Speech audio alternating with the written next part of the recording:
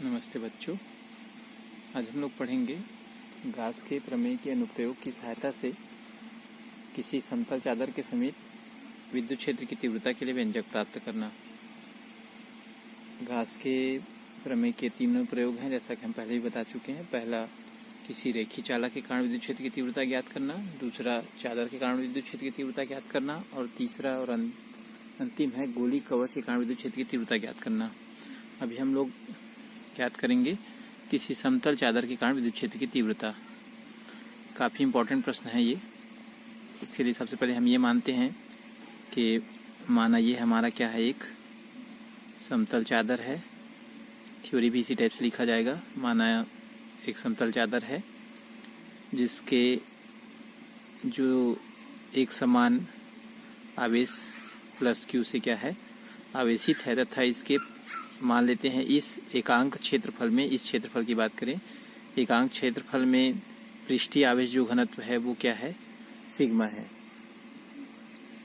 ये हम इसका थ्योरी लिख देते हैं इस प्रकार से कि माना एक समतल चादर है जिसके प्रति एकांक क्षेत्रफल में पृष्ठीय आवेश घनत्व सिग्मा है। ये सिग्मा है। अब इसके बाद हम ये मानते हैं कि इस चादर से, ये चादर है हमारा, इस चादर से आर दूरी पर यहाँ पर एक बिंदु P है जहाँ पर हमको विद्युत क्षेत्र की तीव्रता ज्ञात करनी है। ये लिख दिया गया। माना चादर से, ये माना चादर से आर दूरी पर, चादर से आर दूरी पर एक बिंदु P है जहाँ पर विद्युत क्षेत्र की तीव्रता E जो है ज्ञात करनी है। यहाँ पर हम ये मानते हैं कि इस चादर के, मान लेते हैं दाईं ओर यदि आर दूरी पर एक बिंदु P है तो हम इतनी दूरी पर चादर के बाईं ओर भी एक बिंदु P' मानते हैं, इतनी दूरी पर। अब हम ये मानते हैं कि P और P जो है वो अक्ष है। इसी को अक्ष मानते हुए हम क्या करते हैं, एक बेलन की रचना करते हैं। ये एक बेलन की रचना की जा रही है। ये एक बेलन की रचना की गई। ये इस प्रकार से एक बेलन बनता है। यही जो बेलन है वो एक घासीय पृष्ठ की तरह कार्य करेगा और इसी के लिए हम क्या करेंगे, व्यंजक जो है प्राप्त करेंगे। हमने यहाँ पे ये बताया है कि ये P को अक्ष मानते हैं और अक्ष मानकर एक बेलन की रचना करते हैं। इसका भी थ्योरी लिख देते हैं हम लोग कि चादर के दूसरी ओर, यहाँ लिखा जा रहा है, ये चालक के दूसरी ओर आर दूरी पर एक बिंदु P' मानते हैं।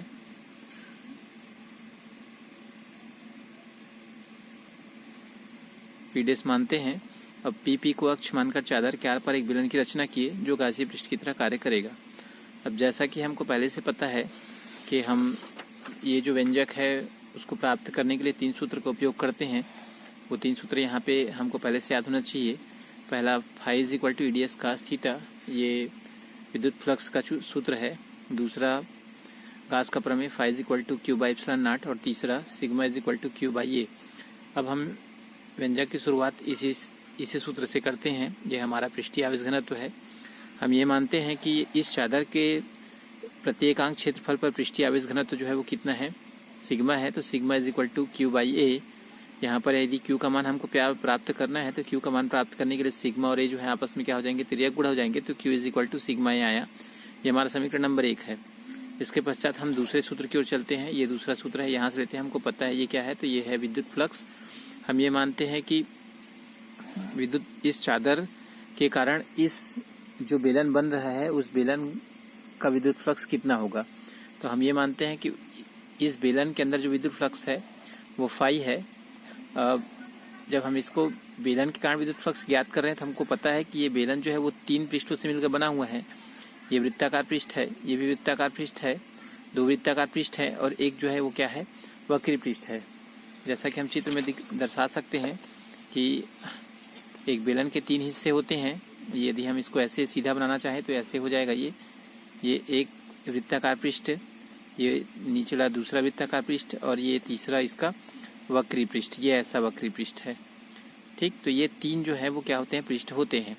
इस बेलन पे बात करें हम लोग तो ये इस बेलन के तीन पृष्ठ हैं। ये लिख दिया गया, तीन पृष्ठ है। पहला हो गया समतल वृत्तीय पृष्ठ है, दूसरा समतल वृत्तीय पृष्ठ है और तीसरा जो है वक्री पृष्ठ है। यहाँ पर हमें देखते हैं कि दोनों वृत्तीय पृष्ठ जो होते हैं, ये दोनों जो वृत्तीय पृष्ठ हैं वो विद्युत क्षेत्र E के, ये पृष्ठ ऐसा है और विद्युत क्षेत्र E है ऐसा, मतलब ये दोनों जो क्षेत्र हैं वो कैसे हैं, लंबवत हैं। इसी को लिखा गया है कि दोनों वृत्तीय क्षेत्र जो है कैसे लंबवत हैं, जबकि वक्री पृष्ठ क्या है, समानांतर। यहाँ पे चेक कर सकते हैं हम लोग कि वक्री पृष्ठ ऐसा है ये, और विद्युत क्षेत्र की तीव्रता जो है वो कैसी है, तो वो भी ऐसी है, मतलब दोनों क्या है, एक दूसरे के समानांतर है। ये लिख दिया गया कि वक्री पृष्ठ कैसा है, समानांतर है। समानांतर है इसलिए फ्लक्स का मान क्या हो जाएगा, शून्य हो जाएगा। हमको पता है कि यदि कोई पृष्ठ जो है विद्युत क्षेत्र ई के समानांतर होता है तो उस स्थिति में फ्लक्स का मान जो है वो क्या हो जाता है, शून्य हो जाता है। अब हम इस बेलन से गुजरने वाला संपूर्ण विद्युत फ्लक्स ज्ञात करते हैं।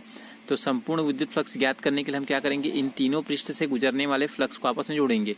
तो माना गया कि पहले वृत्तीय क्षेत्र के लिए फ्लक्स का मान ईडीएस कॉस थीटा है, ईडीएस 1 कॉस थीटा है।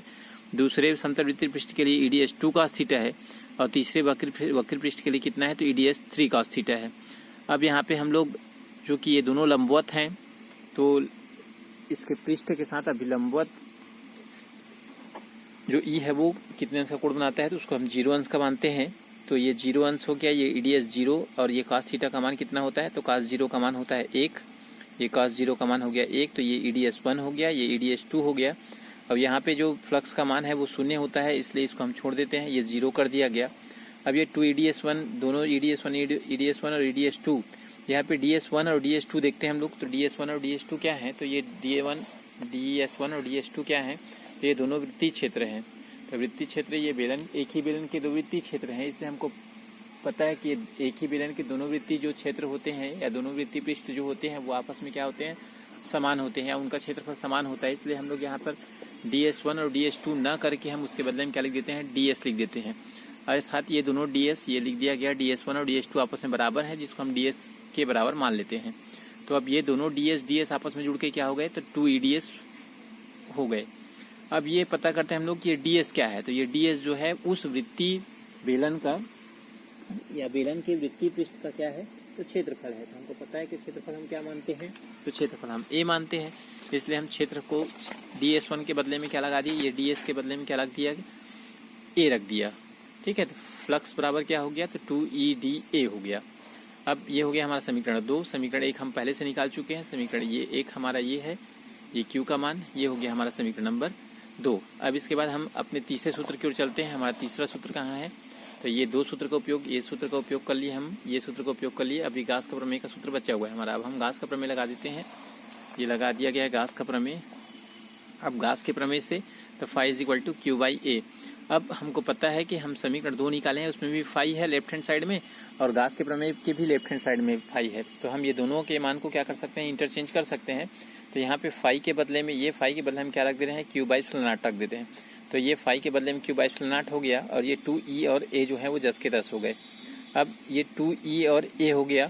हमको पता है यहाँ पे क्या ज्ञात करना है, हमको पता है कि हम यहाँ पे क्या ज्ञात करने वाले हैं। तो यहाँ पे हम विद्युत क्षेत्र की तीव्रता ज्ञात करने वाले हैं। ये विद्युत क्षेत्र की तीव्रता ज्ञात करने, विद्युत क्षेत्र की तीव्रता माने E का मान हमको क्या करना है, यहाँ से ज्ञात करना है। तो हम इस जो समीकरण है, समीकरण का जो रूप है हमारा इस प्रकार से हो जाएगा, E इज इक्वल टू, ये E है, E is equal to Q by, नीचे एप्सिलॉन नॉट बचा हुआ है, और ये 2 का 2 और ये A का A, E is equal to Q by 2 epsilon naught A हो जाएगा।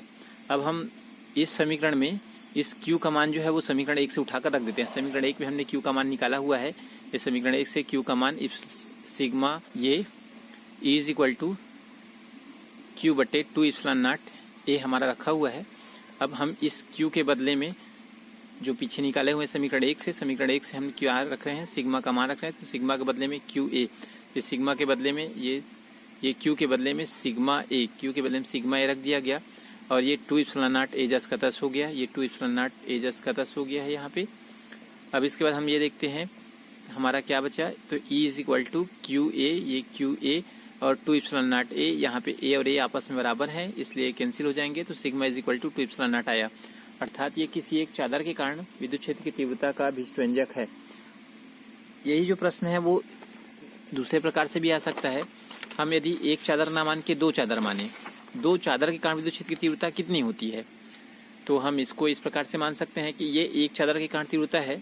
अब ये व्यंजक हमारा ऐसा बनेगा, 2 चादर के कारण, 2 आवेशित चादरों के कारण विद्युत क्षेत्र की तीव्रता। तो 2 आवेशित चादरों के कारण विद्युत क्षेत्र की तीव्रता के 3 प्रकार हो सकते हैं। जैसे यदि मान लिया गया कि ये 2 समतल आवेशित चादर हैं, तो इस आवेशित चादर के कारण हमको तीव्रता ज्ञात करनी है। तो तीव्रता कहाँ ज्ञात करनी है हमको, तो तीव्रता हम 3 प्रकार से ज्ञात कर सकते हैं।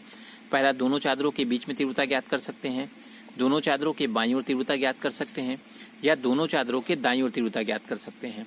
तो हम सबसे पहले ये ज्ञात करने के लिए हम ये मानते हैं कि ये हमारा एक चादर है जिसका नाम है ए, दूसरा चादर है उसका नाम है बी।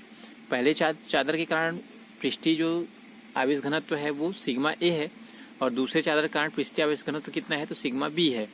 अब हम ये मानते हैं कि किसी एक चादर के कारण जो विद्युत क्षेत्र की तीव्रता होती है वो दाईं ओर धनात्मक होती है, ये इधर दाईं ओर धनात्मक होती है और बाईं ओर जो है वो ऋणात्मक होती है। इसी प्रकार से यहाँ पे भी इस चादर के कारण, चादर बी के कारण विद्युत क्षेत्र की तीव्रता जो है इधर दाईं ओर धनात्मक होगी और बाईं ओर ऋणात्मक होगी। अब हम ये ज्ञात करते हैं कि ये दोनों चादर के कारण विद्युत क्षेत्र की तीव्रता इस पहले हिस्से में माने दोनों चादरों के बाईं ओर कितनी होती है। तो हमको पता है कि बाईं ओर का हिस्सा जो है वो विद्युत क्षेत्र के दृष्टि से ऋणात्मक होता है, इसलिए पहले चादर के कारण विद्युत क्षेत्र की तीव्रता यहाँ पर ऋणात्मक होगी और दूसरे चादर के कारण भी विद्युत क्षेत्र की तीव्रता यहाँ पर ऋणात्मक होगी। ये दोनों चादरों के बाईं ओर निकालते हैं, चूंकि क्षेत्र जो है दोनों चादरों के बाईं ओर स्थित है, इसलिए दोनों चादरों के कारण विद्युत क्षेत्र की तीव्रता क्या हो जाएगी, ऋणात्मक हो जाएगी। इसलिए हमने पहले चादर के कारण विद्युत क्षेत्र की तीव्रता ये व्यंजक को पहले चादर के कारण विद्युत क्षेत्र की तीव्रता σ/2 एप्सिलॉन नॉट, ये σ/2 एप्सिलॉन नॉट को ऋणात्मक में लिया है और दूसरे चादर के कारण भी तीव्रता को σ/2 एप्सिलॉन नॉट को ऋणात्मक में लिया है। दोनों ऋणात्मक में है, इसलिए अब हम कॉमन निकाल देते हैं तो ऋण जो है वो कॉमन निकल गया और 2 एप्सिलॉन नॉट दोनों में है, इसलिए ये भी कॉमन निकल गया। बच क्या गया तो सिग्मा ए और प्लस सिग्मा बी, ये दो चादरों के बाईं ओर विद्युत क्षेत्र की तीव्रता का व्यंजक है यहाँ बाईं ओर।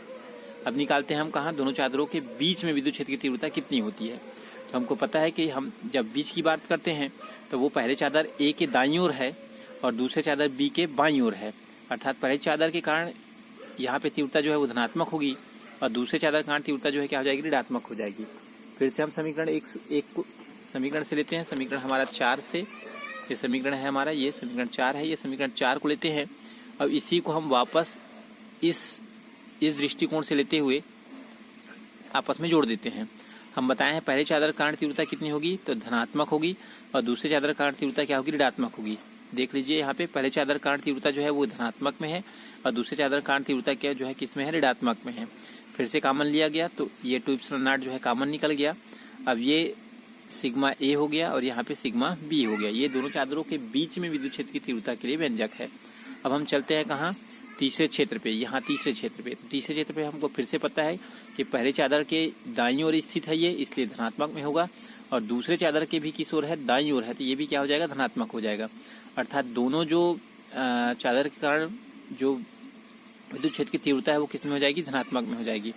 ये दोनों चादर के कारण विद्युत क्षेत्र की तीव्रता हम लिए, पहले चादर के कारण तीव्रता धनात्मक में है और दूसरे चादर के कारण भी तीव्रता जो है किस में है, धनात्मक में है। फिर से कॉमन लिया गया, 2 एप्सिलॉन नॉट जो है कॉमन आ गया यहाँ पे और ये दोनों जो है शेष बच गए। तो ये क्या है हमारा, तो दोनों चादरों के दाईं ओर विद्युत क्षेत्र की तीव्रता का अभिष्ट व्यंजक है। यदि हम थोड़ा सा इस पे ध्यान देंगे तो ये व्यंजक जो है एकदम आसान है और हम आसानी से क्लियर कर सकते हैं। धन्यवाद।